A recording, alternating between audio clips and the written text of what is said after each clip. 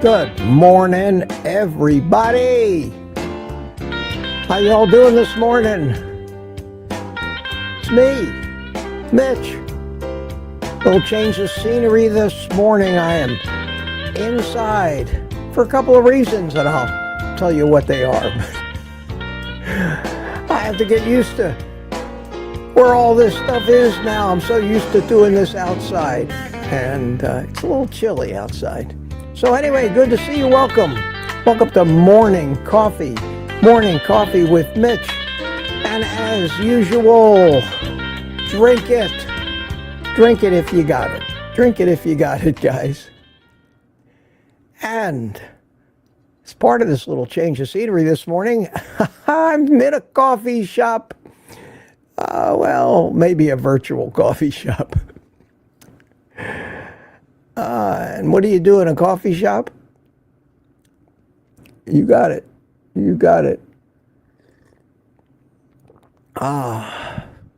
It's even chilly in the house, so I don't heat the house very much. It's even chilly in here. It's about 50 degrees outside, and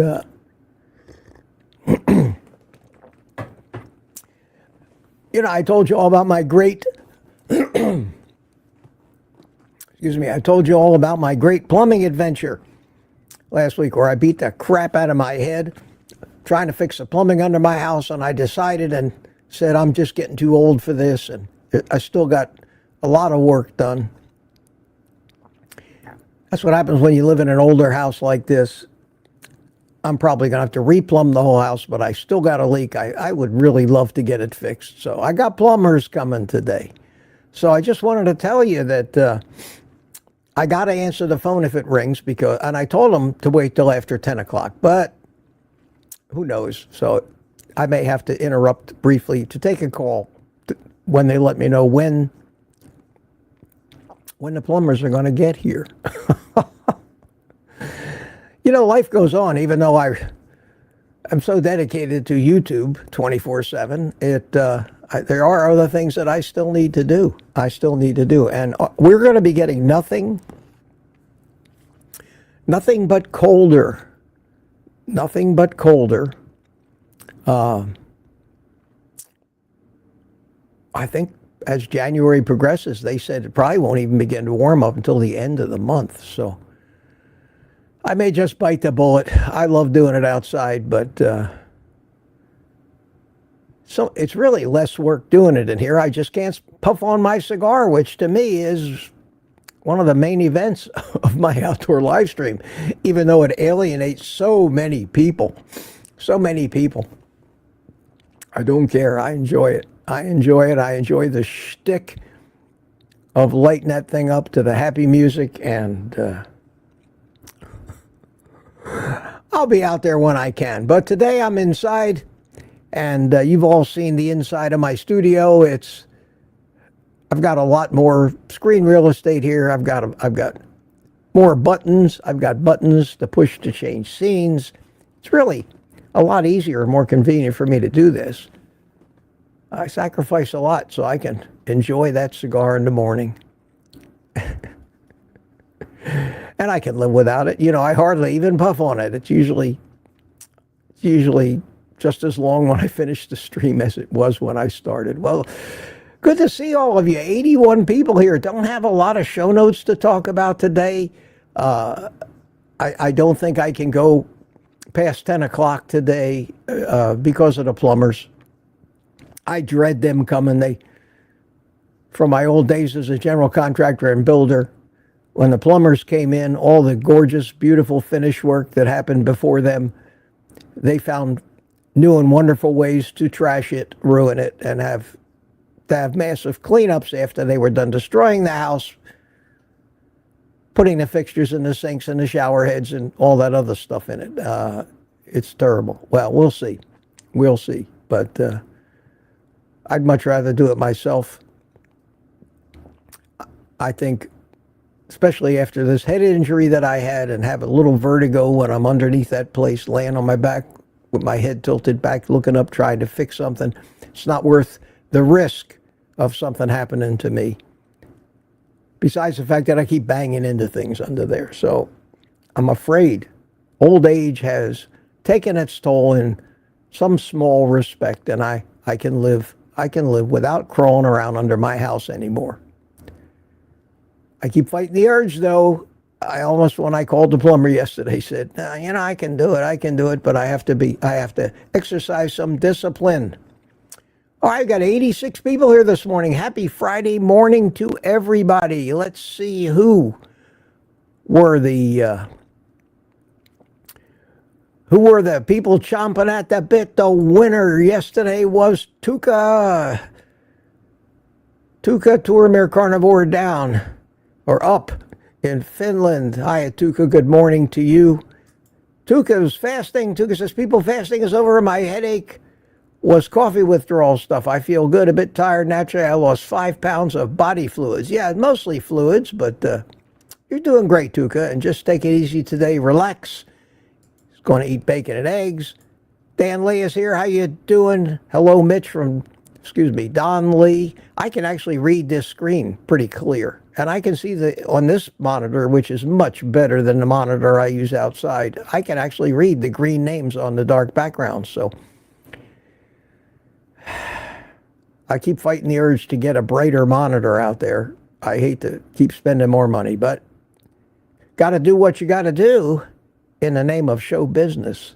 Feral Grandma was here. How you doing at 11:06 p.m.? Good to see you. Lady June says good morning at 12:41 a.m. All the insomniacs, especially B81 Mac, chimed in at 2:36 in the morning. Gary Azamendi, God, did we have a ball last night? Did we have a ball last night on the private community live stream? What a free-for-all. It was great. We had, I think, as much as 8 windows open at a time. We had all kinds of people in there. Everybody was chatting. It was a love fest. We talked about virtually everything. Tried to keep the cigar talk down to a minimum, but it was a lot of fun. It was a lot of fun. Thank you all, guys. Thank you guys for making that so much fun last night. We went over 2 hours, and we could have kept going all night if I hadn't had to tear down the outdoor studio and get inside and get my little butt to bed last night. Cliff Medina's here. How you doing? And Peter, Papa Carnivore in the morning, 612. Good to see you. Wayne Herman, Sandy Blythe chimed in. Mike Seeley from Melbourne here chimed in. Rick from Miami, Charger Mopar was here. And, of course, Richard Williams from Copper Hill, Tennessee. All hail our supreme grumpiness. I will drink to that. And speaking of our supreme grumpiness, I have my brother from another mother with me this morning. Everybody says a resemblance is absolutely amazing. Not only my appearance, but my attitude as well, and my hairline. Everybody say good morning to Walter. I have to start bringing Walter outside to join me. I like Walter's company. Walter has a place of honor on my desk. Right over there. Got my coffee warmer going this morning. And little San Pellegrino in case I get a frog in my throat. And here we go. Who else was here? Tricia. Tricia is pursuing better health, and Tricia sent me a couple of pictures this morning. If I have time, I'll show them to you this morning. I got a Gmail from her. They were pictures of olden days of how people used to look before we started on this terribly destructive path of destroying our health. Thanks for those, Tricia. Smoothie 420 is here. How you doing? Jerry Bell says hello. Meet people. Jerry Graham was here. 802. Gina Cav. Patty Molden. Greg Smith from On the Road. We had a ball last night, Greg. Really appreciate you coming in. Brenda Foley was here.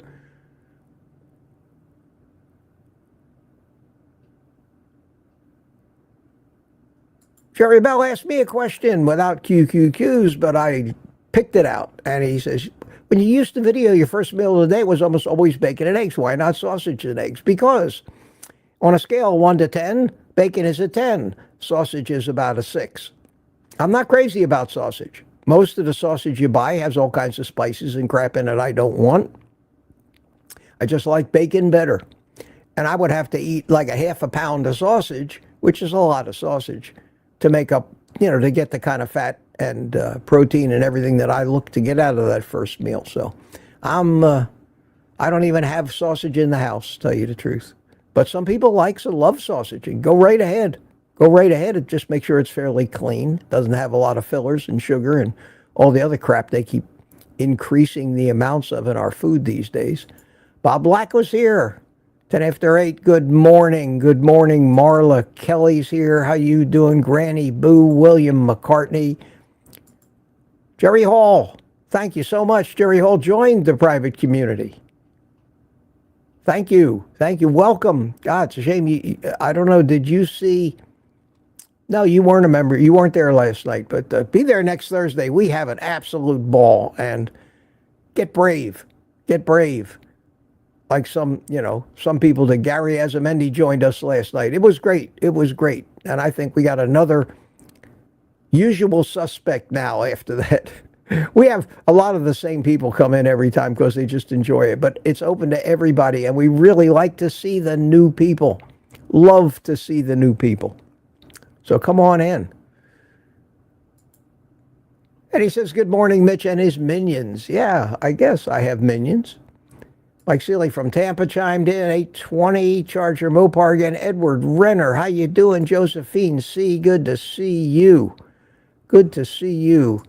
Jerry says, so happy I'm a new member today. Yes, sir. Yes, sir. And who else is new? Kitchen Witch Tanya is here. 825.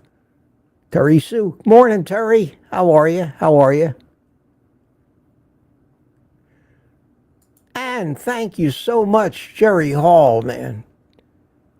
Nice super chat to start off. Thank you, Mitch, for all you do. Thank you, Jerry. Thank you, and welcome. Welcome to the tribe, and we're looking forward to getting to know you a lot better. Steve Studley chimed in. We're still sneaking up on 8:30. Let's see who was the winner. People chatting back and forth here. Laurie says, are we there yet? Good morning. How you doing? Mama Bear's with us. Good morning, Mama Bear. Sneaking at 8:28. It's like a horse race every morning. God, I love it. I love it. Matt. Matt, good morning and happy Friday. Yes, it's Friday. A day which has absolutely no significance to me. I don't ever take a whole day off. I work 24/7, and it's okay. The only thing I like better about the weekdays than the weekends is the stores aren't as crowded if I happen to go, which I don't do very, very often. Very often. And where is the 8:30? 8:30, retired Rick chimed in at 8:29. How you doing? Aaron did it. Aaron, ding, ding, ding. Aaron was the winner this morning. Good morning, you wonderful meat eaters. Movie Goats, 8:30. Rang the bell, followed by Tom. So close, Tom. So close, but yet so far. Viking 442 in Tampa, how you doing? How you doing? And Josephine C. lets us know that I'm going live. Tina Schweikerath, how you doing, Tina? Mark Whistler, hey, it was great to see you last night too, Mark. How you doing this morning? Hope you're well. We had a great time, didn't we? It really was fun. It really was fun. And Robbie Autry chimed in, and I'm going to keep seeing who is here at exactly 8:30, and there was a lot of them. Tanya chimed back in. Lori chimed back in. Terry Sue chimed back in. Still 8:30. Brenda Foley. Hiya, Brenda. How you doing? Ketra. Hi, Ketra. Ketra Naylor was here this morning at 8:30. Rick back at 8:30. And that was the last. And Josephine C. started off the 8:31 minute. And we'll break it there for a minute. We'll break it there. And I can talk about what few show notes I have. I just wanted to remember, if you have a question for me, I'll try to get to them. And I try hard to get to them. Put QQQ in the chat. Put QQQ. I imagine, because I haven't seen a lot of comments, that the technical aspects of this morning live stream are going off fairly well. Oh, look at this. Wow, right off the bat. I didn't even ask for it. Peter Desmier bought me a coffee. How you doing? Thank you so much, Peter. Greetings from Montreal. Very nice of you, Peter. Thank you. Thank you so much. And okay, I'll take that opportunity, because you know it's inevitable. I want to paste in the link to my Buy Me a Coffee, and don't let me stop you. Do not let me stop you if you just can't help yourself. I appreciate it. Enough said. I said I wasn't going to go into that in any length, and I'm not. I'm going to live up to that. If any of you don't know the reasons why I do that, sometime I'll probably mention it again, but not every day. Where was I? I was reading my... I'd always love to be interrupted by that stuff, but I was reading my show notes, so let's see what it says here. On the 9th, on Thursday, I do have a physical. I have to be at the VA at 7:30 in the morning. I'm going to do that live stream, whatever the temperature, from in here, because I can set it up and leave it and get it ready before I go. I'm going to do it at 10 o'clock. 10 o'clock on Thursday, but I'm still going to keep the Wednesday one at 10 o'clock because people are getting used to that. People who live in California, some of my viewers west of here, and I don't want to keep changing things around. But on Thursday, it is going to be 10 o'clock next week. I just wanted to mention one thing. I don't know how many of us had to make New Year's resolutions this year. I didn't. I haven't changed a thing and didn't want to change a thing, but I'm sure so many of you have made New Year's resolutions. Got news for you, folks. We're into the new year. It's time to get serious about it. Enough said. Enough said. I said that I got a plumber coming today, and I'm expecting a call. And that's really all. That's really all I want to talk about. I didn't get a chance to watch much of the news this morning. I don't really have any comments of any of that stuff. So I'll start going down the chat. I see a question just came in here at 8:47 from Josephine C. Question, will you be doing a lunch meetup? I can't put it on the screen. I'm not that far in that chat, but will you be doing a lunch meetup again at the meat restaurant? I can't go, but it's nice to see meat eaters hang out. Hope to do it this year. Fingers crossed. Yes, well, it'd be great if you could make it, Josephine, but yes, towards the end of January, I'm gonna start probably communicating with Mike Seeley and Mike Seeley Sr. They like to, and are very good at doing the legwork to set this up so we can have a meetup. Maybe 2 meetups, maybe one in Tampa, maybe one here in Melbourne. I'd like to have the first one here in Melbourne so I don't have to be doing all that much traveling. It's very hard when I do this morning show every morning to hit the road, try to beat the traffic and get 3 hours away where I'm going before lunch. Let me take a quick look. And make sure I am live over on Rumble. Yes, I am. And yes, I am live on Rumble. I want to say hi to all the people in the chat on Rumble, and there's quite a few people here. Mike Seeley Sr.'s there. Mike Seeley Jr.'s there. Rod Weeder. And I have got a very, very special thank you for you, Rod.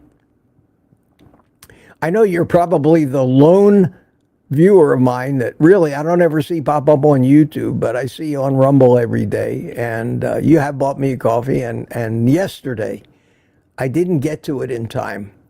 I didn't notice it on the Rumble chat until later, and I wasn't able to thank you. Rumble has memberships as well over on. I have not had time to set that up to create something special for the people who join. I really never intended to. With YouTube, I had to initiate the formation of a private community, create something that was worthwhile for them other than just to support the channel. And a lot of people join these channel memberships just to say, oh, you know, it's $4. Or I don't know how much it is on Rumble, probably $5, but $4 or $5 a month, Mitch. You know, I watch you every day. I enjoy it. It's worth $5 a month, you know, and even if you're not a member of the private community, some people just support it and we never see them or hear from them, but they just support it every month. And that's very much appreciated. But this took me by surprise over on Rumble. Took me by surprise. I said, wow, I have a private community. And Rod Weeder yesterday gifted 5 memberships to 5 different people to that, which means they get a month in. Now, I wouldn't expect those people who were randomly gifted to renew, but it was a great gesture of you, Rod. Thank you so much. And I am going to stick with Rumble. I'm going to start increasing the frequency of videos that I upload to Rumble. The only problem with Rumble connecting to this live stream that I do on YouTube is they do not have two-way communication with the chat yet, like YouTube does. So I can see all the chats here in my streaming window from YouTube, but the only way that I have to even see the chats from Rumble is I have to monitor it in a separate window and keep an eye on it separately, and I can't show it on the screen. I can do that better here with all these monitors, but outside when I do my morning coffee, I'm much more limited. I'm limited to one monitor and the notebook screen, and I don't have room to throw something in a window somewhere else and keep an eye on it like I do here. And right now I'm looking at the chat, but at any rate, I just wanted to say how thoughtful I thought that was, and thank you so much. And Rod Weeder says, good morning, friends. Jose Prophet. Good morning, Mitch from Brisk, New Jersey. He said, good morning, Jose Prophet. I have not seen you before in Rumble, and I promise you, and I pledge to try to keep more on top of you guys in Rumble because I don't want you to feel like you're a distant cousin here. Mike Seeley was gifted one of the subscriptions, one of the memberships in Rumble. I just told you what it was for, Mike. It's really, it's basically just a gift to the channel, but you're welcome, Mike. Just trying to promote Mitch on Rumble, says Rod. And who else we got over there? That's it. Those people are the ones that chimed in. I will try to keep an eye on you this morning. 123 people here. That's pretty good.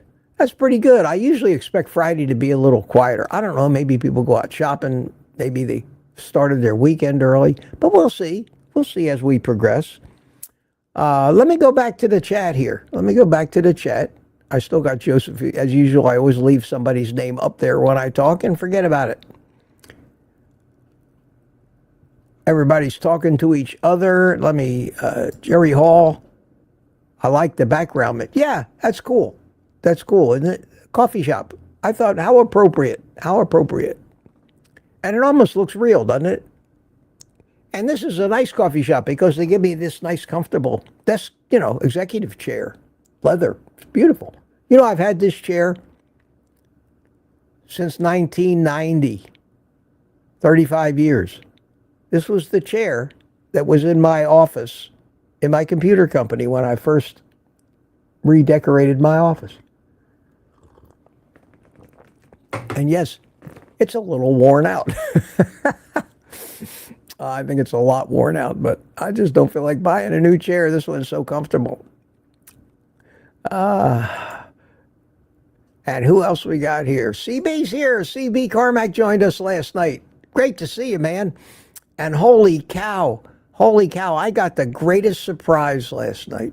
For those of you that were there, you saw it. But for everybody else, CB collects things. CB's a sheriff in Alabama, and he collects things, especially things that have to do with carnivore meat eating, diet.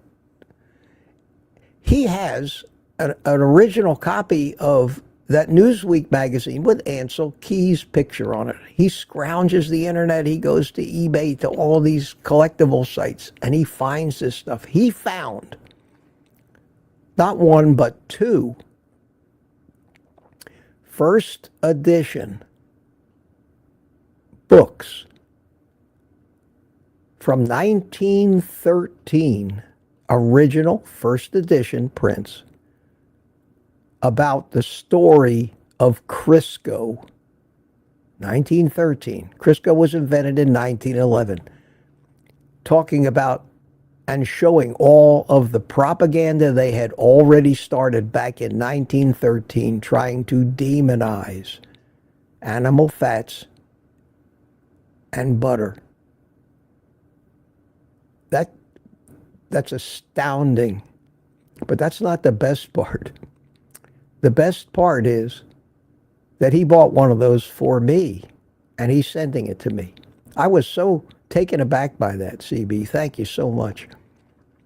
And I'm going to make a video, and it's going to be, I think, a very, very, very telling video, going through that book, showing you some of the illustrations, pointing out the propaganda that still exists today, 112 years later, that shows just when all of this nonsense started, about the same time as the Seventh-day Adventists were ruining meat as a good dietary choice. And all this happened well before Ansel Keys even was born, I think.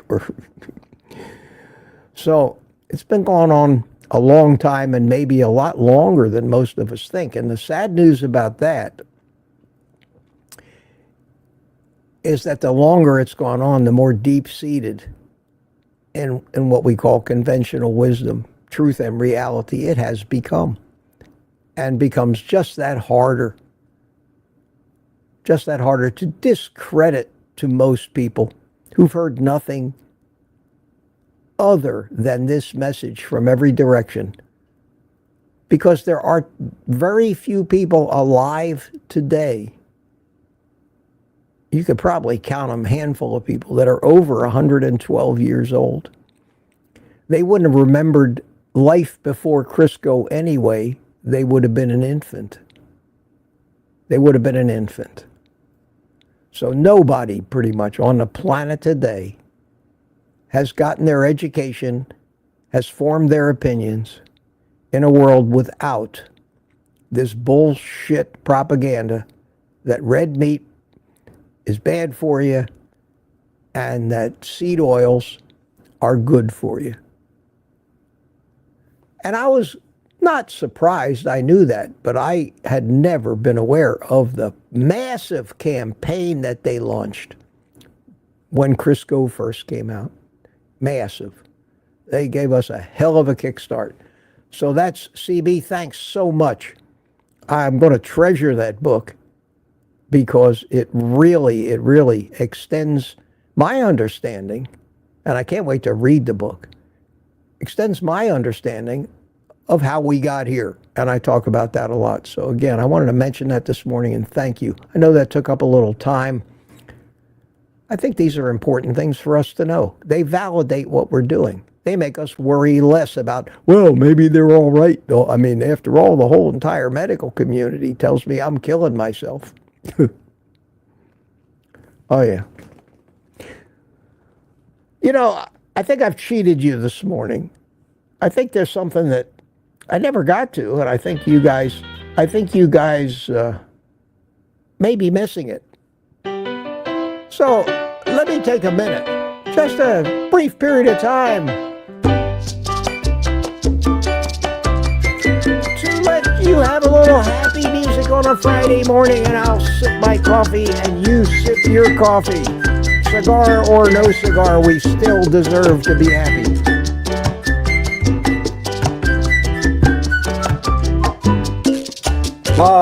Yes. Okay. All right. Little shot of levity and morning enjoyment. Morning enjoy. I love that music. And I know when this thing ends, I'm going to exit on that music, but I'll maybe give you a little shot of it now and then to give you a kick in the spirit, as they say. All right, I'm going to start scrolling down the chat because I am now officially 30 minutes behind. And that's what you usually end up starting, 30 minutes behind. Tammy Petard said, this is the best coffee shop. Yes, isn't it? Isn't it? This is a great coffee shop. And Ellen is in the Rumble chat. See, I told you I was going to keep an eye on it. I'll have to figure out a way to do that outside. Find a little bit of monitor space somewhere where I can keep that Rumble chat going so you guys don't feel like orphan children. Good morning, Ellen. She says, good morning, Rumblers. Good morning, Rod Weeder. That was very nice of you. And Rod said, good morning, Ellen. Good. There's life in Rumble this morning. Ain't it great? Ain't it great? Terry Sue says he's got us in the coffee shop. It should be the central perk, like on Friends. Yeah. Hey, I wish I could have a crowd in here, but I think it's a great graphic. I really like it. I have no idea where this Irani is the name of the coffee shop, or Sirani. I can't tell from the chalkboard, but hot tea, what are the prices? $2.29, $2.89, $4.89. Not a cheap coffee place, but wherever it is, just ignore the biscottis and the other crap food that they sell, because you can't find a coffee shop that thinks the coffee's okay by itself, but we need to add as much sugar and other crap into this person's mouth than we can figure out how to do and charge them tons of money for it. Michael Pregler's here. How you doing, Michael? 15 degrees. Holy cow.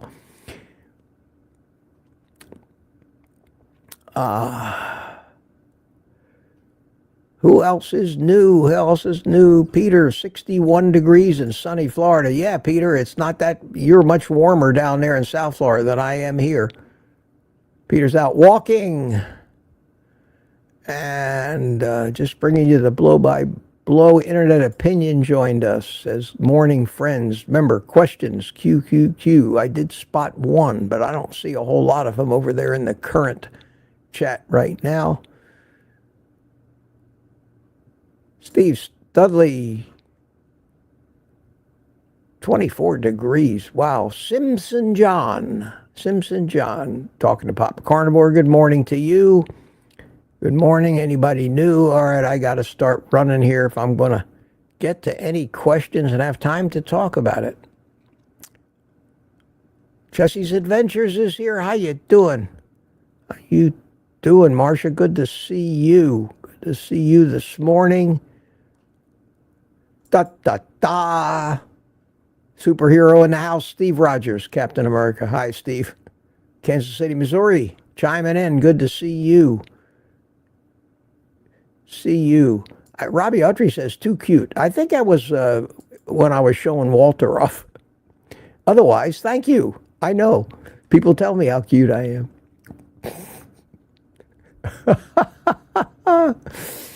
Walter, they love you, man. I'm out in left field somewhere. You know, Jeff Dunham's Walter talks back to him. My Walter used to talk back. There's a button on this thing, and he used to say all kinds of cranky phrases, but I don't know, it broke. It stopped working. So my Walter's been a mute for quite a long time. My son bought me this. He said it reminded him of me. Glenish has a question. Hey, how you doing? Speaking of Jeff Dunham. No, I've never seen him live. I've never seen him live. I haven't been to a live performance in over 20 years, not since I was married. Back in the day when we were seeing people like Neil Diamond, James Taylor, all that kind of stuff. But no, I haven't seen him live, but I've seen pretty much everything he's ever recorded. He makes a lot of YouTube videos, a lot of political stuff. He's got Walter doing Joe Biden, and it's priceless. It's absolutely priceless. Yeah, he's an incredibly talented guy. But no, haven't seen him. Haven't seen him. Boy, that might be the easiest question I had to answer all day. Wow, we're almost up to 100. We got 146 people in here. Good deal. Thank you all for showing up. Showing up. Anna Kurzawa, good morning to you. Seeing the snowfall. Yes, winter wonderland. Not likely to happen here, but I remember I was born and raised in Philadelphia. But for me, and for us as children, snow meant a possibility that the schools were closed and all the neighborhood boys an opportunity to earn a few bucks shoveling sidewalks. Believe me, we were very industrious. And Ellen chimed in at 8:40. Good morning, Ellen. Good to see you. Good to see you. I saw you over in Rumble, but I'm pretty well caught up in the Rumble chat. I'm way behind in this one. So, and Ellen's saying hi to everybody. And let's see who else. Going down the chat. Glenn Ish. Again, Booby. William McCartney. I think I said hi to you. If I didn't, good morning to you. He's saying hi to everybody. And Peter. Thanks for the coffee, Peter. Good morning, carnivores. Peter's an interesting guy. And he's been emailing me with almost a journal of his daily starting of carnivore. He's going to Cuba here and concerned about whether he's going to be able to stick to it. He's doing some missionary work down there for, I think he said 2 or 3 weeks he'll be there. But I think he's got it under control. He's a Canadian. And he's my new pen pal. Good to see you here, Peter. Good to see you here. And one of the old drone boys, Johnny, drone flyer. Hey, Johnny, how are you? Good to see you, man. Bill Cook chimed in. Good morning, Bill. Good. Tammy says she's hooked on the extra thick cut bacon. Yeah, I think it's the only way to go. Can't get the right share. I buy Arnold's, no sugar in the ingredients. What to do with all the grease? Well, if you really try to save it all, eventually you're going to have to get yourself a 55-gallon drum outside the door, and you're going to have to save it. I buy from Amazon. I don't have links for it. It's just simple. But the kind of plastic snap lid 1-quart containers that, a lot of times you get in Chinese restaurants when you used to get wonton soup to go. They're very cheap. They hold a quart. My little grease catcher that I pour bacon grease into holds 2 quarts. When it gets full, I warm it up a little so the bacon grease becomes liquid again. I fill up 2 of those 1-quart plastic things. I take the 2 1-quart plastic things that I've had in my refrigerator that I hardly ever dip into because there's always enough grease in that grease catcher to use to fry things, as often as I do that, and I throw them away. So that's my bacon grease management system. BGMS. I just coined a new acronym. So when I say BGMS, guys, you'll know exactly what I'm talking about. My bacon grease management system. And you need one. When you eat thick cut bacon every day, let me tell you, folks, you create a ton of bacon grease. There's just no doubt about that. And it's great stuff. And it keeps a long time. It'll keep for months and months. out at room temperature. This stuff will not go rancid. If you put it in the refrigerator, God knows how long it'd stay good. I never keep any of it around long enough to even go rancid at room temperature. Contrast that to seed oils. They're rancid before you even get them out of the jar, out of the bottle. Those things oxidate so fast and become dangerous. It's one of the main reasons seed oils are so inflammatory. Not animal fats, not tallow, not bacon grease. It's incredible. It's incredible. At any rate, Tammy, yes. And James Ballou is here. Good morning from Southern California. Well, one of the Westerners' early birds waking up. Hi, James.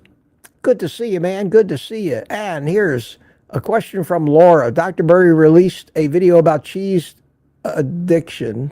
I notice you don't consume it. I love it, but you're addicted to it. Is that what you meant to say and ran out of letters on your keyboard, or was that left to be a dangling question for us to fill in the blank?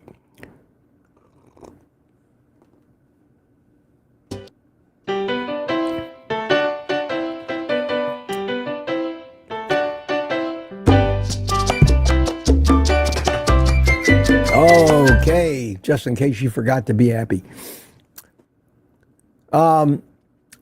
Yeah, cheese addiction is a thing, but not for everybody.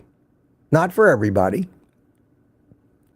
Even though there's no sugar, even though you might be eating hard cheese, there is a protein called casomorphine in it. And it kind of mimics morphine when it hits the addiction centers in our brain and causes a little dopamine release. And if you happen to be one of these people susceptible to that, you get a syndrome that I call cheese creep. And what cheese creep is, you start out with one bite and say, oh, okay, I can eat a little cheese. You don't really get a hell of a craving for it. It doesn't hit you hard enough like sugar does to throw you on a cheese binge. But it's sneaky and insidious, and the next day you take a little bigger bite of the cheese.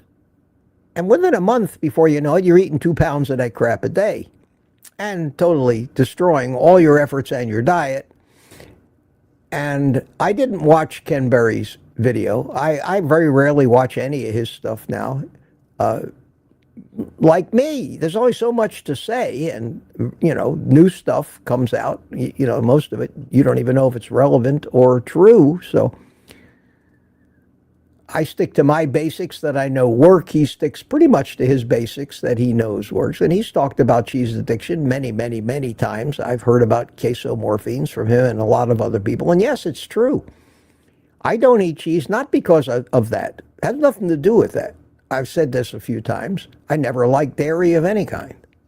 I never ate butter. I've never buttered a piece of bread in my life. I never drank milk once I past a few years old. The only dairy I ate was ice cream. Was an exception. And some cheeses I ate. Like the only hard cheese I ever really liked and ever really ate was Swiss cheese, because it didn't have that sour, cheesy flavor. It had a nutty flavor that I liked. But it took me a while to even try to taste that. And of course, you got to eat pizzas, so I would eat these skim cheeses like mozzarella, but only on a pizza. And that was it. So I just lived my whole entire life without dairy, and since I don't need it, don't want it, don't really like it, why would I? Why would I eat something other than the normal carnivore food if I'm trying to be a carnivore? But I'm a very, like my mother used to say, fussy eater. Mitch, you're a fussy eater. There were things that they would eat at the table. The smell would make me would turn me off, make me so sick just to smell it. I had to leave the room. And one of those things, believe it or not, was vinegar in any form, or a Caesar salad. Even a soft-boiled egg, the smell of that would drive me out of the room. You think I'm crazy now? I was a very unique child in that respect. I didn't do it consciously. things either bother you or they don't. You have no control over that. I don't know where it came from, but it did come from somewhere, and I just have an aversion to that stuff. So I never ate cheese. Hope that answers that question for you. It's okay if you eat a little cheese, a little hard cheese every day, but watch out for cheese creep. When you start thinking about eating a snack between meals and your mind goes to cheese, that's a good sign that maybe it wouldn't be a great idea. That would be my best advice. And again, as always, and I have to say this many times, my opinion. I have not done multi-million-dollar randomized controlled trials on thousands of people over 10, 20 years to be able to absolutely prove causation in anything. It's theory and my personal experience. But I would watch out for the cheese creep, because I've heard a lot of people tell me that that happened to them. And then they had a hard time giving it up, like anything else you get addicted to.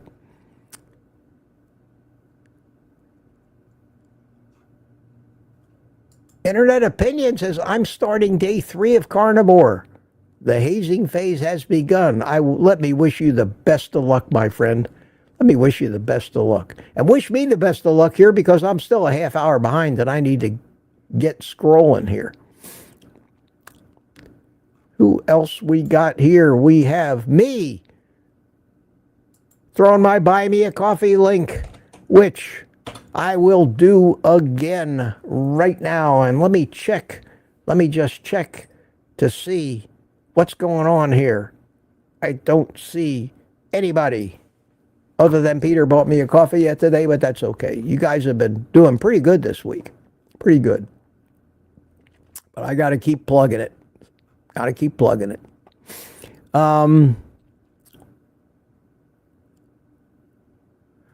Josephine C. has a question. Oh, that's the one I answered from the current up-to-date chat about a half an hour ago. Yeah, we're going to be working on those, and I will be announcing them. Laura has a question. Dr. Berry reduced the cheese addiction. I notice you don't consume it. Okay, I just answered. Did you put that in twice? I thought I just answered that.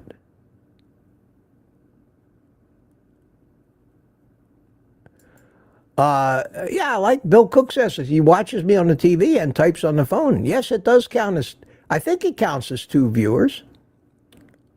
I think it does. It may not, because it's the same person, but hard to say.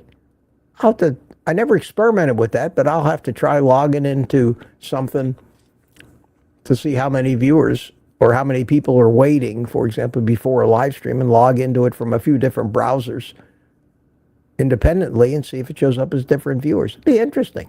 Be interesting. Lori. Good morning, Lori. Lori, Mitch, did you ever own a coffee shop? I know you own restaurants. What were the names of your restaurants? My restaurant, I had one restaurant and one location, and we planned 10 locations in 5 years, and the economy went to hell. And originally it was called Grouper and Chips. And it was a fish and chips and gourmet seafood restaurant with a kind of a informal atmosphere. And if you've ever seen in my, I don't know if you guys have ever seen it, but I have a whole ton of pictures of Elvis and James Dean and Marilyn Monroe from that era. And that was the motif of the restaurant. And I had these pictures made, and they were all over the walls. I even had a car. I'm going to show you the car. The car was, I affectionately called it the Grouper car. It was a Prius, and I had a wrap done on it. And I had that done after I had changed the name to Grouper and More. I had a partner originally. He decided it was too much for him. He couldn't deal with it And he was the restaurant guy. He was the inventor of grouper and chips. He had a couple of restaurants, very successful ones in Naples. He was a great friend of mine. We flew bottle jets together. I put together this big plan to open 10 of these things, and we were going to be half partners, each one of us. And it got to be too much. His wife wouldn't put up with it because he had to keep traveling up here from Naples, which was quite a long way, up to Orlando. And I don't know what happened, but he came to me one day and he said, "I'm sorry, Mitch, it's all yours. I don't want anything for it." Meanwhile, he threw me into a business that I wasn't as, I mean, I could handle the growth, the acquisition of new locations, the build outs of the restaurants, the permits, I was a general contractor. I could do all that stuff. But what the hell did I know about running a restaurant? So I had to take the crash course real quick in being in the restaurant business, change the name to Grouper and More, and I needed a car at the time, and I said, okay, this was in 2008. This was a 2008 Prius. Let me get a little Prius, and I'll have a wrap put on it. And that was the wrap, and it was the coolest thing, and that was my car. That was the only car I had. I drove it everywhere. I called it the Grouper car. And 2008 was not a great year for our economy, and that's when I was trying to build this thing, and I managed to keep it open for 2 years before I went completely flat-ass broke. Just went through everything. After a disaster in the computer business, this was supposed to be my comeback. Well, no comeback, and the rest is history, and here I am, 15 years later, 17 years later, OldGuyCarnivore. That's why I always tell people, don't make plans in life. You have no friggin' idea where you're going to be or what your life's going to be like in 10 or 15 years. I don't care what you do. Unless you work for a company which is disappearing, have a retirement that you can count on, manage to make it to retirement, the company doesn't screw up and screw you out of your money, your health stays good, everything goes just right, and then you find yourself retired with nothing to do and get bored. That's not the life I wanted for myself. But this was my Grouper car. This was my Grouper car. It was cool, and that's what the logo looked like. I have thousands of pictures, and in some of my videos talking about then and now, before and after for me. A couple of the pictures are from the restaurant days. One of them is me sitting behind my makeshift desk a day or two before we were opening the restaurant. We were just kind of having rehearsals with the kitchen staff, and I was doing nothing but stuffing my face, and God, did I put on weight. Did I put on weight in that restaurant? Holy cow, it was something. But that's a great question and takes me back down memory lane. So thanks for that. Thanks for that. Who else we got here? Danny in Boston checked in. How you doing, Danny? Good to see you. Looking for more questions. Yeah, that's the problem. You asked me a question about my past, and if there's nothing else, I got stories, people. I got stories, a lifetime of stories, varied. I don't know if you find them interesting or boring, but that's the only way you learn shit in this world, is experiencing different things. Joanne T., good morning to you. Good to see you. HWMO Liberty checked in. Am I still 1/2 hour behind? Yes. It's coming up on 9:30. I told them not to call me before 10 o'clock and tell me when the plumbers will be here. So far, so good. So far, no phones ringing. Let's see. Who else we got here? Not too many more new people. Tammy has a question. Tammy Patosh Mitch. When getting your blood work, do you ask for anything additional? Well, with the VA, they do a pretty good thing. They're not going to do an NMR, which is a fractional LDL analysis where they separate it out into small, dense LDL and big, fluffy LDL and put you in different patterns.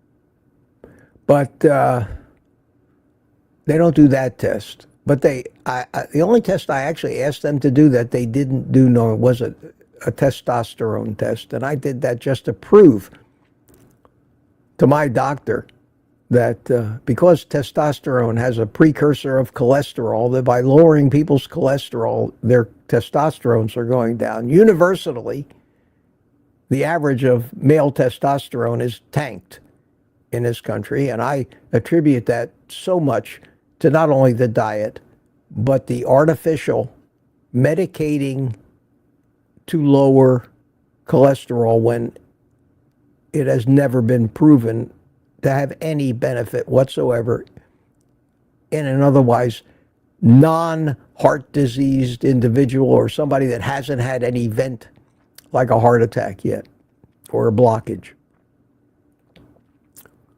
And I think that's the only test I got. And I proved her right, since my testosterone was 729, and the average, I think, in this country now, even of young men, floating around 200 to 300. I think that's responsible for the sexual confusion and the feminization of men in this country, allowing for all this woke crap to rear its ugly head. A lot of confused people out there who need to get their cholesterol levels back up again so that they have the raw materials to make the sex hormones that let them act like what they are, either a boy or a girl. But that's a good question. That's a good question. And I got my physical on the 9th, but unfortunately, I doubt that I will have my blood work done by then. I don't care. I'm going to get it done. But I have to go over there one morning because I have to do it after about a 12-hour fast. Well, the problem when you do what I do is my 12-hour fast starts at 4 to 5 in the afternoon. And if you go generally with these things any longer than that, 12, 14 hours before you have your blood drawn, your body starts turning protein into sugar through gluconeogenesis. And then you end up with way out of bounds. If I were to go in at 11 o'clock before my first meal, I guarantee you my numbers would show weird things in the blood sugar department, because my physiology is changing. I'm in ketosis, in autophagy. So I need to get to the VA early in the morning without disrupting my normal eating schedule, and that would be 7:30 in the morning. So I think I have my physical on Thursday morning. I think Wednesday morning, instead of going to Sam's Club, I'll run over to the VA because I know I have till 10 o'clock. I'll get my blood work drawn. They won't actually have it available for her to read, but I don't care what her opinion is on any of that stuff. It's my opinion that matters, and I know how to read all of those things and know what they mean. So the blood work is for me, not for them. Internet Opinion says 1990 was 35 years ago. Yes, it was, wasn't it? Did I say something different? Maybe I did. Okay, I got to really run here. There's a chance we still got time. We'll see if my phone rings. Scotter comes in morning, all he says.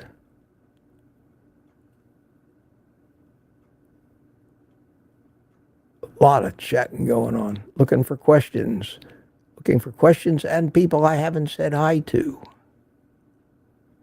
Wow, look at all you chatting away. Holy cow.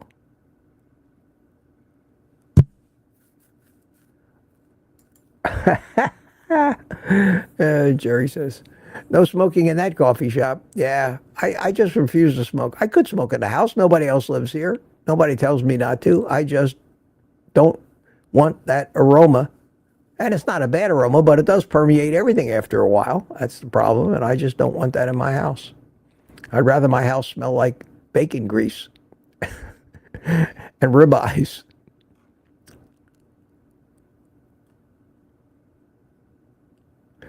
Let's see. Cabby was here, but got to run. Hiya, Cabby. Glad you stopped or popped by.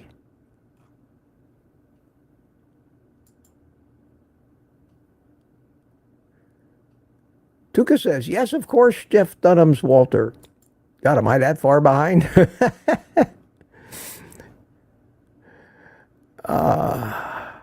Steve Studley says, Mitch Dunham. Yeah.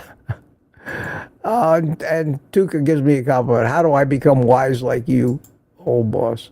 I'll tell you the path that I lived in my life to learn what I've learned, to know what I know now. I don't know if I wish on my worst enemy, to tell you the truth. It was a roller coaster, to say the least. But, you know, there's an old saying that, I'm full of old sayings, but some of them are there's a lot of wisdom in them. And one old saying is basically, and it's so true, education is expensive, no matter how you come by it. And God, if that isn't true, if that isn't true, you're going to pay for it generally, one way or the other. There's no such thing as free education on the really important things. I'm trying to keep you in mind, keep you guys happy this morning, doing my best.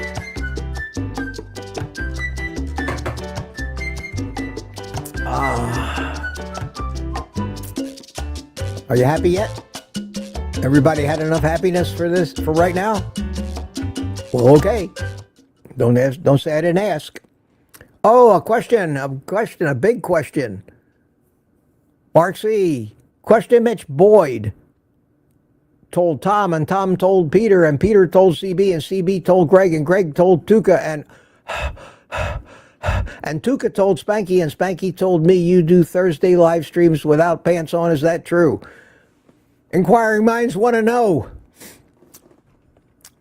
No, it's not true. Especially outside when it's chilly. What do you think I am, crazy? No, I wear sweatpants. I have pants on today. See? Pants and a t-shirt underneath. Look at that. Boy, look at that. Look at that. Look at that slimness there. Holy cow. I can't even believe that that's even me. I can't believe that's even me. I never saw anything like that in my life, looking into a mirror.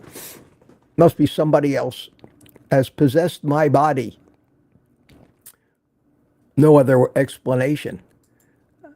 Question from Spinning Wheels Road Travels, who I never saw before. How you doing, Spinning Wheels Road Travels? Wondering what the Jimmy Carter was.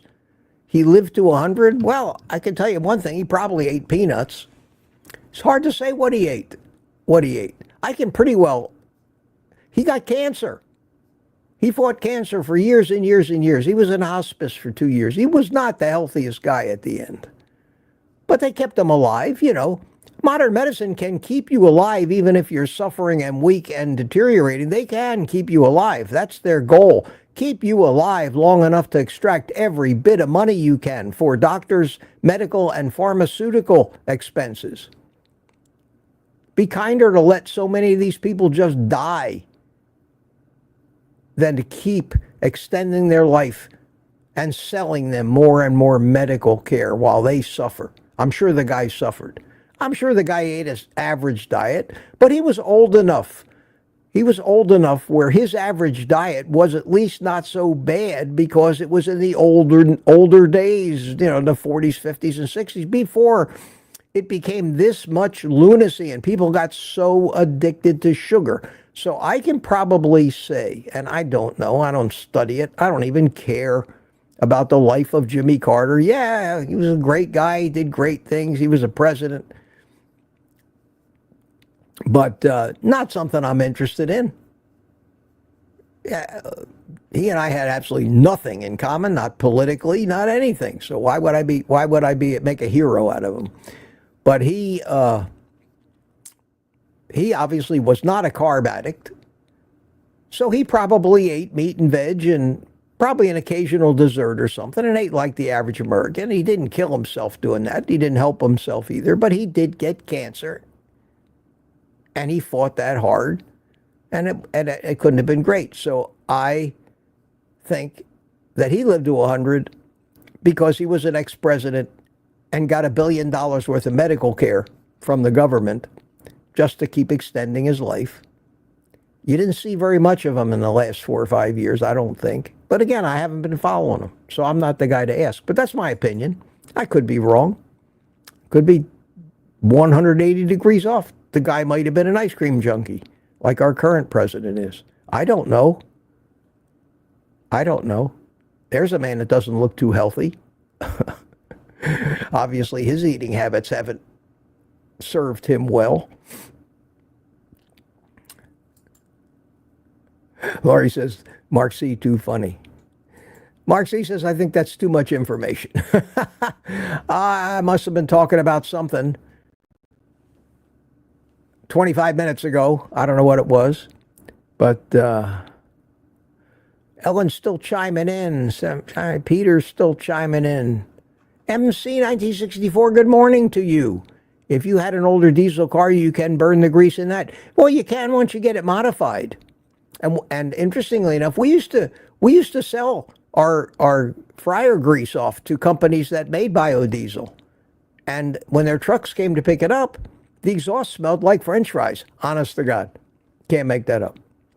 It did smell like French fries, and they were running on diesel. But you can't just pour that stuff into any old diesel car. You do have to modify things in the fuel injection and everything else to handle the difference in the fuel. But yes, a lot of people are buying up this used cooking oil and converting it to biodiesel and selling it off to companies that run diesel cars. Without a doubt. Spinning Wheel says, Jimmy Carter diet? I never heard of it. Maybe he did have a Jimmy Carter diet that he put out there as being healthy. No Slows here. Gary, good morning. How you doing? Good to see you. And everyone has VADS.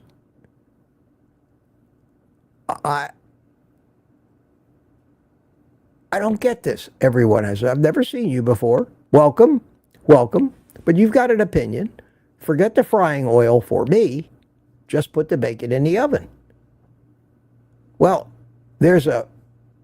I understand your point. But it's kind of irrelevant since not a single person who fries bacon in a frying pan fries it in oil.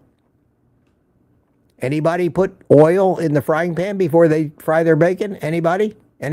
Ferris? Bueller? Anybody? Don't see any hands going up.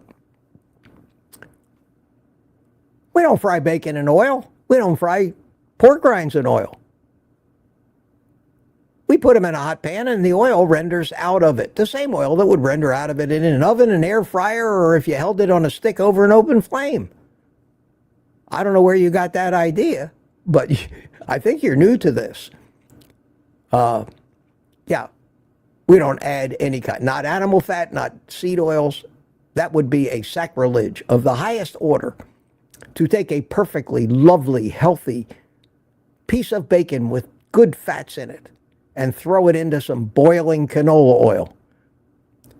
That would be grounds for immediate excommunication from the carnivore community. And a trip off to a re-education camp, my friend. So, seriously. I understand the comment, and I understand the misconception, because that's what people think. But stick around. Learn some of the fine points of this, and you'll laugh at that question down the road saying, boy, I can't believe that I was that naive. And don't feel bad. We're all that way. The secret is to have an open mind and keep looking and keep studying and be willing to accept the fact, laugh at the fact that what you believed before was just so much folly for so many reasons. Interesting, though. Interesting. You can read a lot in the one little question. All right, I'm trying to cruise down here, but I'm not cruising so fast that I can't really. Rick says he has a beef addiction. Yeah, and a duck addiction, my friend. I think your duck addiction just way outweighs your beef addiction. And Mama Bear's talking bathroom talk. We'll skip over that one, and let's see here. CB's got to go. Good to see you. Got to waltz some inmates to court. You take care, CB. Thanks for coming in. I'm sure he's long gone by now. Steve Studley gave up cheese for January. I think it's not a bad idea if you don't need it. But, if you need it. Rick has yogurt daily. Hey, whatever works. Whatever works.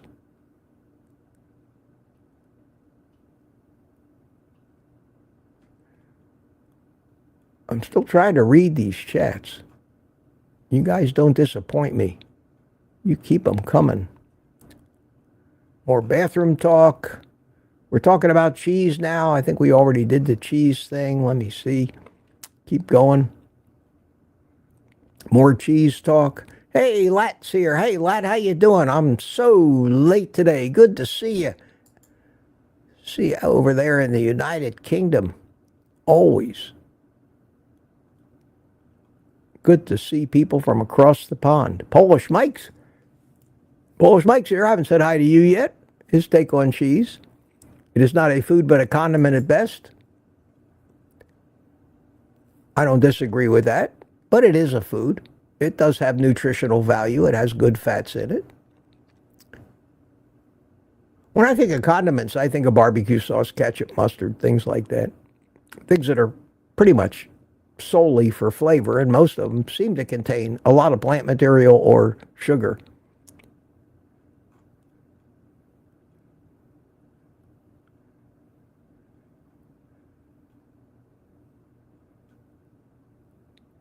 We're still talking about, holy cow, a lot of cheese talk, guys. A lot of cheese talk. Let's see. And if I get silent for a second, it's because I am speed reading down here, trying to read every one of these things as they go by. Question. Bill Cook. My brother did an intro video playing Mitch. Are you interested in seeing it? Your brother made an intro video for me? Well, of course, I'd love to see it. Wow, how flattering. How flattering. Would you send me an email? OldGuyCarnivore@gmail.com. It's probably too long to attach to an email, but if you've got a Dropbox account or OneDrive or Google Drive or any of these other cloud storage places, you can put it up there and share it with me. Send me a link to it and I can download it. That'd be great, Bill. That'd be great. Be interesting. Be interesting. Even if I never get it or somehow we can't figure out how to get it to me, it's very flattering to know that somebody's out there doing that. Wow. Wow, thank you. Very interesting. Thanks for bringing it up. And here we have MC 1964 question. Just wondering if I'm the only one that thought I would need variety with carnivore. I'm pretty much down to bacon, eggs, and half a pound of burger with butter. That's all I ever really want. Yeah, everybody. Everybody who eats is addicted to variety also. And I did quite a dissertation about that the other day, and I'm going to make a standalone video about that dissertation, explaining the physiological origins and reasons why we are addicted and why we need variety and constantly feel like our life is missing something unless we constantly try new foods, new restaurants, new recipes. And the brunt of it was, in summary, that it's the body's malnutrition. It's the lack of certain nutrients that cause the body to go on a scavenger hunt for it. And that scavenger hunt means you got to motivate the animal to go out and try new things. And our subconscious brain does that to us through cravings and emotions, and gives us a reward for obeying what it needs with a little squirt of dopamine. So it is an addiction in that respect. And it urges you to do something. And you do it whether you had a conscious mind or not. And that's how a brain in an animal motivates the animal to get off its ass and do whatever it needs to do. Well, we're animals. We stop remembering that the same things that drive us are exactly the same mechanisms that drive dumb animals that don't have the ability to analyze it, consciously think about it, and in most cases, screw it up instead of just letting it do what it needs to do. So when you start eating all of that nutritious meat that has all the amino acids, all the vitamins, everything you need, that deficiency of that stuff in your biological machinery of that particular compound at that particular place in the cytoplasm of the cell at that particular instant where it's needed to be placed into the construction of a protein or some other biological function or to create energy, if that's all there, you have no reason to go out on a scavenger hunt anymore. And the desire goes away. That desire is your brain's way of urging you by making it pleasurable or anticipating pleasure to try to get it what it needs. And as long as you're eating crap food with no nourishment, you're constantly going to be urged through whatever means possible to just keep cramming different and more diverse types of food in a huge hunt by your brain for those few molecules of what it needs to live and doesn't have. That's a great question. Brings up a line of thinking that people don't think that way. They don't think, why? What cause? I have this desire. I love doing that. Why do I love eating out in different restaurants? It's usually crap, overpriced food anyway, disappointing, but why am I driven to think that it's going to enrich my life? And that's why. And it's so elegant the way it works. And all you got to do is watch animals for a while and you'll see it in action. You will see it in action. Dr. Kilt says, plants want to make you fertilizer. I have no doubt about that.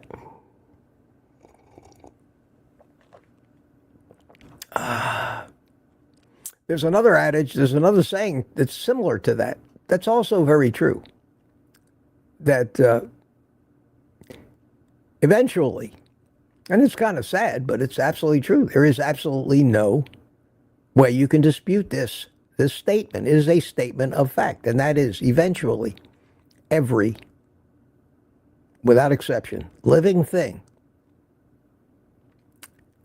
on the planet Earth eventually will become food.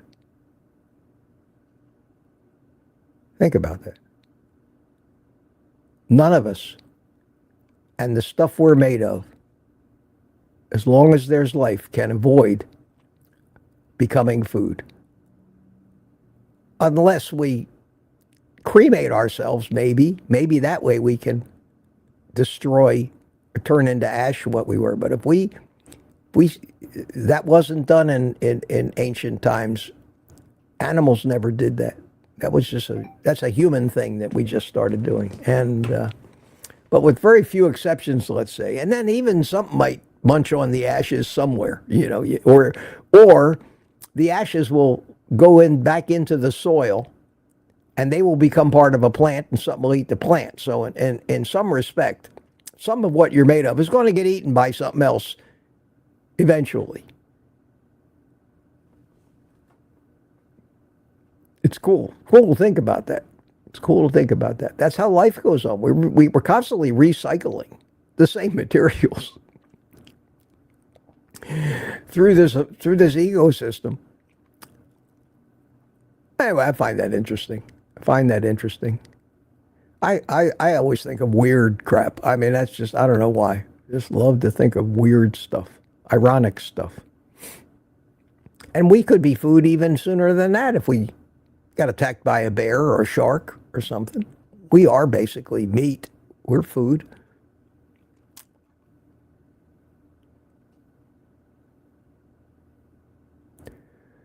Flat says, online today was a man with testosterone of 118. He looked like it too. Yeah, yeah. These people are pathetic, and he's probably on a statin.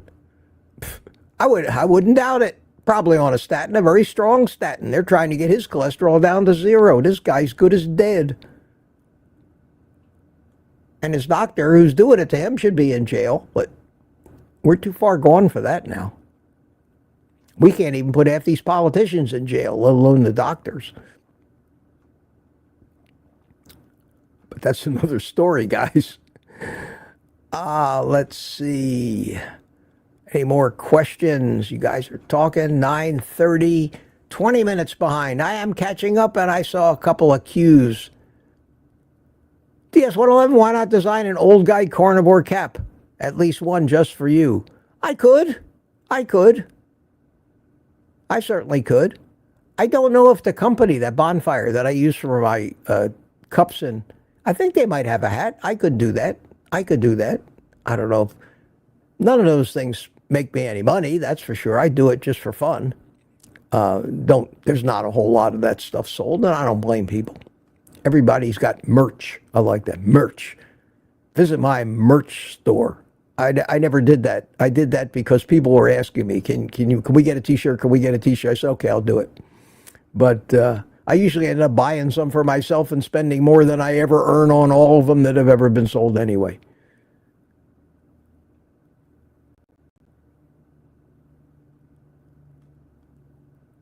You gotta be big, and you gotta sell a ton of that stuff to make any real money on it. But it's fun. It's fun. I've never run into anybody out in the world wearing one of my t-shirts, and probably never will because there aren't that many of them. But it is a shot of feeling good when you do see that somebody else is running around on your t-shirt, and I feel that when they send me these pictures of these things. And I'm glad Jerry's looking out for me. It's 9:30 and no cigar. Yeah. And people, you guys actually jump in and remind me, hey, Mitch, you forgot your cigar. God, I love it. I love it.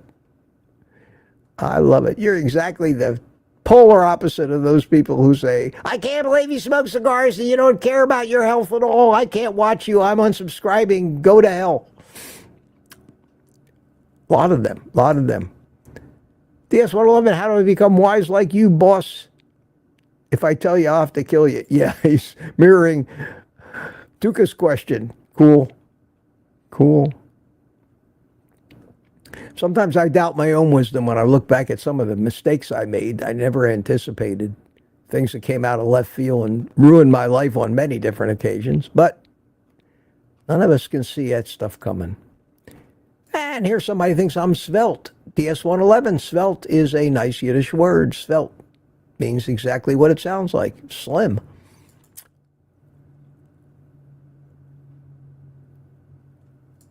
HWMO Liberty has said we ought to coin no pants Thursdays. I'm game if you are. But inside, not outside in the cold. Maybe when it gets warm. You'd be amazed how many, especially, it was a funny thing, amazing. During COVID, all these people, all these newscasters, all these professional broadcasters, all had to work at home. And half of them never had pants on. They were in their underwear, but they were all suit and tie and professional above. But you'd be amazed how many of them were out there and with half their clothes missing. Maybe some of them got a kick out of it. Maybe some of them got a little inner chuckle about having things greatly exposed right under the table while they were on the evening news in their suit and tie. I don't know. Can't discount that, though. I don't think so. All right, we're still going. We are at 8:35. No, tell me I'm at 8:35. Yeah, 20 minutes behind. 9:35, not 8:35. Oh, you guys can talk. You guys can talk. No doubt about that. Wow. Loretta Nadow, good morning. Good morning. Good morning to you. Oh, everyone has Vades. He says in the UK they fry their bacon in nasty oil. Oh, man. That's where you got that idea. I honestly can't believe that. That is so wrong. That is wrong on so many levels. I could understand if the bacon was no good, but to take perfectly healthy and beautiful bacon and throw it into seed oil and totally poison it. Come on, Britain, wake up. Wake up. Wake up. That's where you got the idea. I can understand it if they do fry that shit in oil. Absolutely. Bacon comes with its own fat. That's the beauty of it. Here's a question without the QQQs to prove to you once again that I actually read this stuff. Hi, Mitch. Ed from Delaware. Question. Do you eat any nuts like walnuts, hazelnuts? They are high in omega-3. Wonder if it will raise my HDL. My doctor wants to put me on statins. I refuse. Well, Ed, no. I used to eat nuts. I used to like pecans, walnuts, pistachio nuts, and all that stuff. But they're plants, and I stopped eating plants. So for that reason, I don't eat nuts. They also, once I started eating nuts, I would eat bags of them, especially almonds, which I found out not originally, but some time ago, are the most poisonous friggin' things you could put in your body. After having been told for years and years that almonds are the most nutritious and best food for human beings to eat. Yeah, they're nutritious and good for you, man. If you forget about the fact that there's enough cyanide in them to kill an elephant and enough oxalates in them to give everything that eats them kidney stones. Other than that, they're good for you because they have polyphenols or whatever the hell. Phytosteroids. All these names mean poison. So yeah, no, I don't eat nuts anymore. Don't eat nuts. I got news for you. If you got diverticulosis, you don't want to be eating a lot of nuts. They tend to lodge in all those little outpouchings in your intestines and they become infected. And now you got diverticulitis, which is a serious condition. The diverticulosis is just annoying. But it's a good question. It's a good question. No, not a nut fan. You don't hear too many carnivores. You hear them talking about eating cheese, but not a lot of nuts. Here's another question. Ken Bernie's wife, Natisha, is a ketovore. What is that? Can't be carnivore if you eat greens. No, that's an arbitrary name that they made up, actually. I think Nisha coined it, ketovore. And as the name implies, it's a conjunction of two words, keto and carnivore. And strictly defined, although there are no official designations, there is no rule book that decrees what you can only call yourself under certain conditions. I don't care. If you eat 70% or more meat, you can call yourself a carnivore. If you eat no meat, you're still a carnivore. How can I be a carnivore if I eat no meat, Mitch? Because humans are carnivorous animals. Whether they eat it or not, they're still carnivores. They're still carnivores. So you can label yourself whatever you want. Labels are phony. Labels are usually used more for nefarious purposes than anything else. And ketovore means, well, to be keto, according to the arbitrary rules, you must eat less than 20 grams of total carbs, not net carbs, a day. And if you wean it down to less than 10 grams a day, now you're a little closer to what they call carnivore. So now you're a ketovore.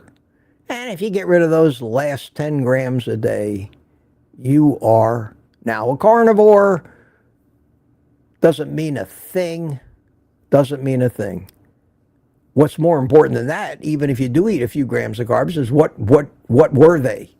Was it a Brussels sprout or was it a bowl of ice cream? You know, I mean, that makes more difference than how you label yourself. But that's where the ketovore thing came from. And of course, you're going to hear Ken and Nisha talk about that a lot because that's their thing. That's their thing. That is the basis of their channel. A very successful one at that. And I admire both of them. And last I heard, they admire me, even though I don't have any contact with them. I've gotten a couple of shout outs from Ken already, and they've been very complimentary. I knew it. I knew it. Everyone has veins. Yes, I knew you were new to this, and it really, I can understand why you asked that question. But even if they weren't frying bacon in destructive oils over there, anybody who hadn't been at this for a while would never have assumed. Only people that are used to seeing people throw things in deep fryers would assume that bacon is one of those things. And some people do. A lot of people do. They fry their bacon in canola oil. And they think that's a real easy, neat trick because it comes out so even and so crispy and so poisonous. So that's great. That's great. I'm glad you're here. I want to see more of you. Welcome to our little support group. All right, I'm still 20 minutes behind. I may or may not catch up. So far, my phone hasn't rung. I did hear it go ding a little bit. Let's see what that was all about.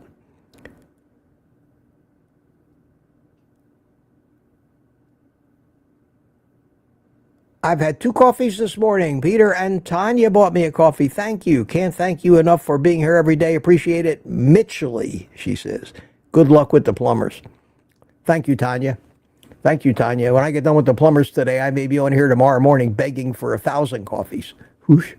I can't even imagine. These guys know how to charge. Last time I called a plumber, the guy was under my house for 20 minutes. The bill was $565. I said, what the hell did you do under there for that kind of money? He said, well, that's a flat rate that we have. If we have to fix a leak under a modular home, it's $500. That's the rate. I said, but you only spend 20 minutes under there. He says, well, it's like the car mechanic. He looks at the book and it tells him how much he can get away with stealing from you to do the repair for you. Nobody's giving anything away. Why not? I'm such a nice old man. Doesn't count. Doesn't count. All right, let me get through this so I can get ready for the plumber if they even show up. And they'll probably keep me, you know how they say, we'll call you after 10. Well, 8 o'clock tonight qualifies. It's also after 10. So I'm going to be sticking around the house today. I'll tell you one thing I'm going to do right after this is I'm going to go out and fire up a cigar, have another cup of coffee, and relax until they get here. Maybe start watching a replay of this thing. And I'm scrolling away and talking aimlessly here, looking for any more questions. I'm up to almost 10 o'clock in the chat. I am sneaking up on it. Polish Mike, Papa Carnivore, Bill Cook. Hey, here's a question. Anna Kurzawa, Mitch, I saw your earlier pictures, and in that one in front of an airplane taken 15 years ago, you look like a boss. Thank you. Thank you so much. Thank you so much. Which airplane did you see me standing in front of? I've had a lot of airplanes. Had a lot of airplanes, and I have a lot of pictures of me standing in front of them. But I was a boss. I was a boss all my life. I've never worked for anybody. I've always been the boss. I've always owned my company. I've always had employees, or I just worked for myself like I'm doing now, where the customers are the boss or the viewers are the boss. But no, I was so used to people calling me boss That's just the way I live my life, and it was my choice. Sometimes it's not an easy way to go because you're responsible for everything. The buck stops here, they say. Every one of my employees, their problems came uphill to me, and I always tried to help them solve them. I wish I could tell you how many big loans I gave that were never repaid to help employees, who then turned around and screwed me in one way or another. Like taking a job with one of my competitors. No loyalty. Constantly get your heart broken when you depend on other people, like employees. The only people you can depend on are your family, and even they disappoint you time and time again. My family's never disappointed me. In that respect, I'm the luckiest guy on the planet. Gemmet, I have to thank you for this compliment. Gemmet048, thank you, Mitch. You are the best. Thank you. I'm not the best, but I hope I'm good enough. I hope I'm good enough. Thank you so much. Very kind of you to say. And I'm running through it here looking for some more questions. Hopefully you all stopped asking questions by 10 o'clock. That should be a new rule around here. An hour and a half into the stream, stop asking questions so I can get through it.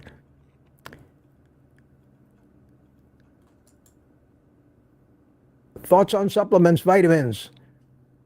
I don't have time for that today, Carla. I've talked about my thoughts on that so many times. So many times. My thoughts are don't. Really quick, don't. You don't need them.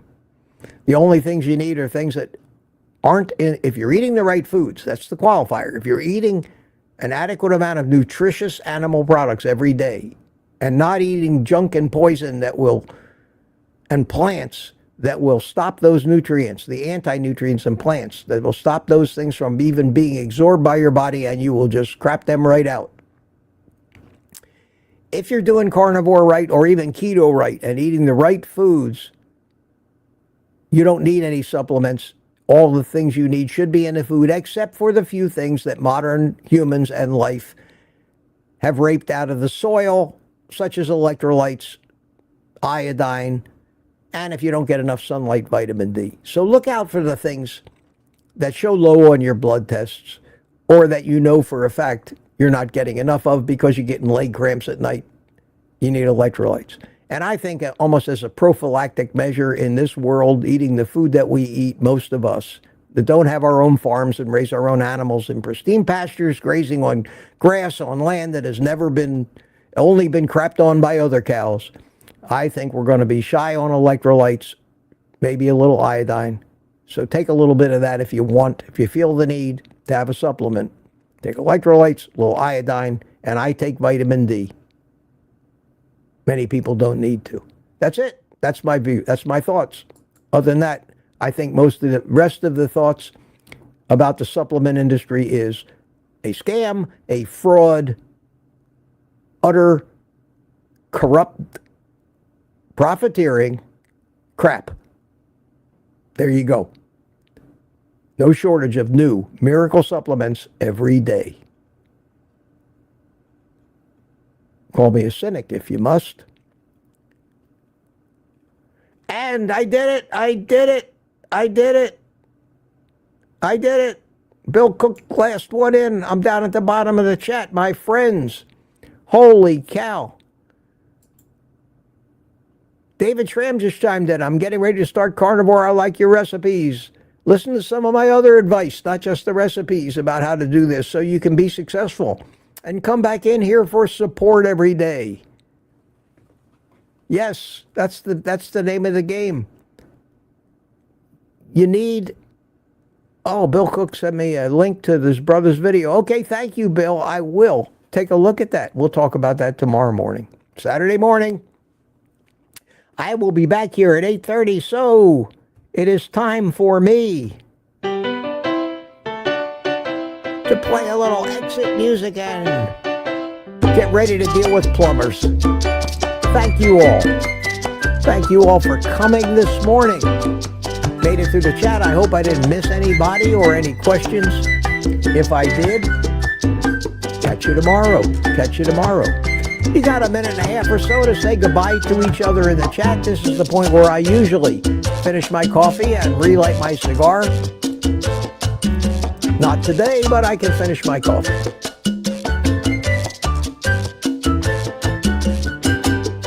Do a little dancing. Clear the screen.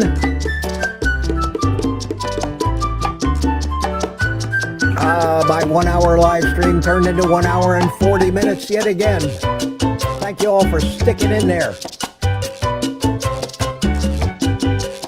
And more than that, thanks for participating and interacting with each other. And saying goodbye, we have Smoothie, Paul McGrogan, Aunt P, Peter, Papa Carnivore, Jemmet, Guy Arzamendi, Ellen, Aunt B again, Booby Goats, Aaron, thank you, Mike Seeley Sr., Anna Kurzawa, Josephine C., Jerry Hall. Thank you guys. Internet Opinion. Man, thanks for hanging in there. Thanks for hanging in there. And as the music ends,